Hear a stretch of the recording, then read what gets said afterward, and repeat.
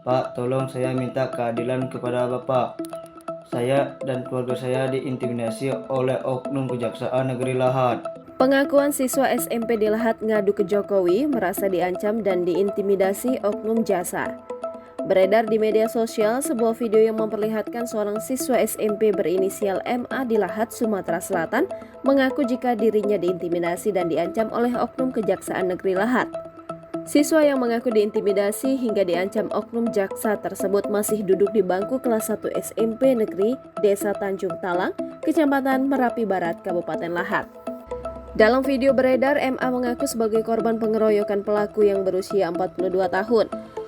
Namun berkas dan bukti visumnya tidak diterima oleh oknum kejaksaan. Saya jadi korban pengeroyokan, tetapi berkas kami tidak diterima oleh pihak jaksa.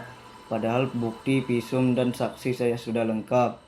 Sementara berkas diduga pelaku pengeroyokan justru diterima oleh pihak kejaksaan.